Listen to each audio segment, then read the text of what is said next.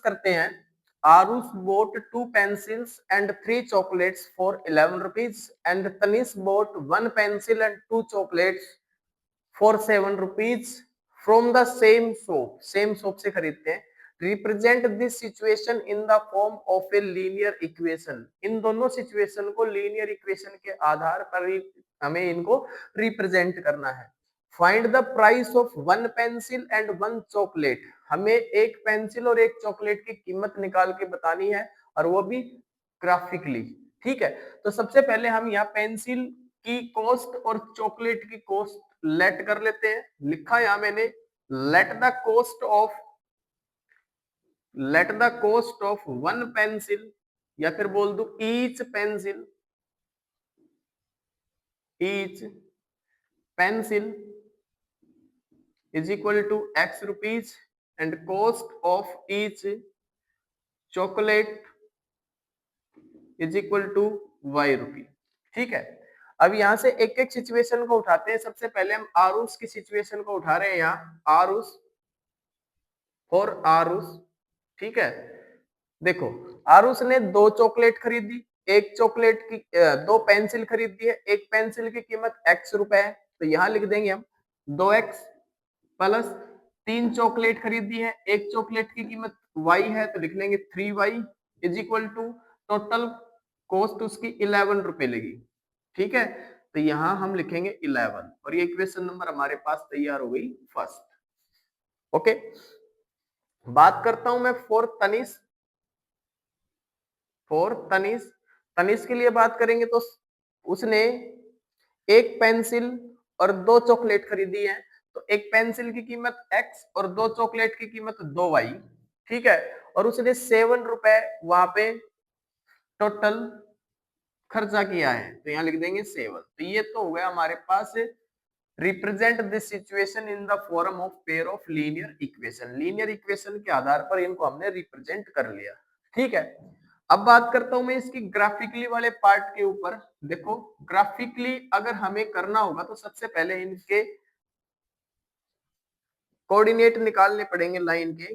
Graphically बात करते हैं, सबसे पहली लाइन हमारे पास ये आएगी 2x plus 3y is equal to 11।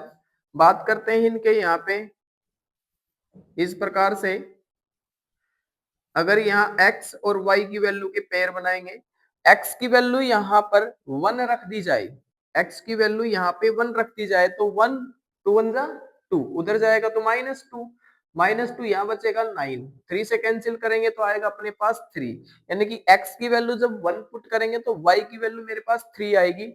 और ध्यान से सुनो, अगर मैंने y की वैल्यू यहाँ पे 3, y की वैल्यू मैंने यहाँ पे 1 पुट कर ली तो उधर जाएगा तो 3 -3 हो जाएगा, बनेगा 8, काट देंगे तो 4 जा पे। तो अगर y की वैल्यू 1 है तो x की वैल्यू वहां पे 4 आएगी। ठीक है, ये इस लाइन के कोऑर्डिनेट तैयार हो गई।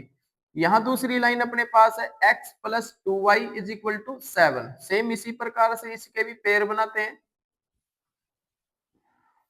देखो ध्यान से, अगर x की वैल्यू मैंने 1 रखा यहाँ तो 1 उधर जाएगा तो -1 हो जाएगा, कितना आएगा 6, 2 से काटेंगे तो 3, तो y की वैल्यू मेरे पास बनी 3। अगर मैं यहाँ से y की वैल्यू कितनी रख दूं, 1 रख दूं तो उधर जाएगी तो माइनस की हो जाएगी।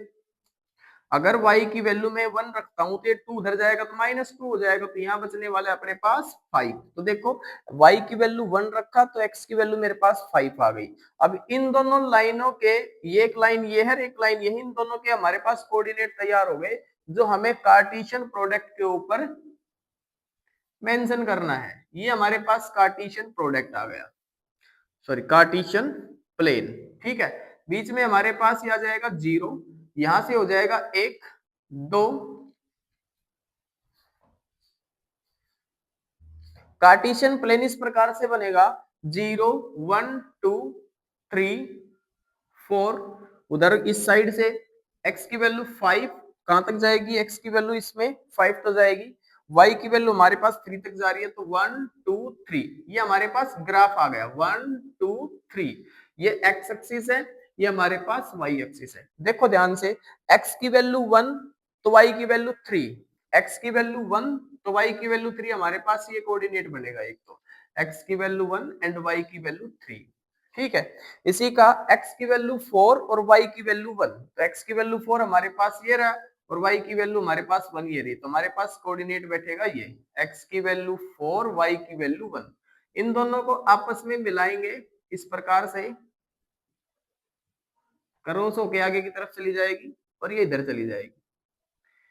ये इस इक्वेशन की लाइन हो गई। दूसरी बात, इस इक्वेशन की लाइन को ड्रॉ करते हैं, x की वैल्यू 1 और y की वैल्यू 3, x की वैल्यू 1 y की वैल्यू 3, सेम इसी प्रकार से यही पॉइंट बना। x की वैल्यू 5 y की वैल्यू 1, तो x की वैल्यू 5 और y की वैल्यू 1, हमारे पास ये वाला पॉइंट बनेगा, x की वैल्यू 5 और y की वैल्यू 1, और इन दोनों को इस प्रकार से मिला देंगे और ये क्रॉस होके इधर चली जाएगी। ठीक है, अब आप चेक करोगे कि दोनों लाइन एक दूसरे को कहां इंटरसेक्ट कर रही है, इस पॉइंट के ऊपर इंटरसेक्ट कर रही है, और इस पॉइंट के ऊपर देखेंगे तो x की वैल्यू मेरे पास 1 है और y की वैल्यू मेरे पास 3 है। ओके, x की वैल्यू मेरे पास 1 है और y की वैल्यू मेरे पास 3 है, तो यहां से आप बोल सकते हो x is equal to 1 and y is equal to 3। Solution of the graph, solution of the graph.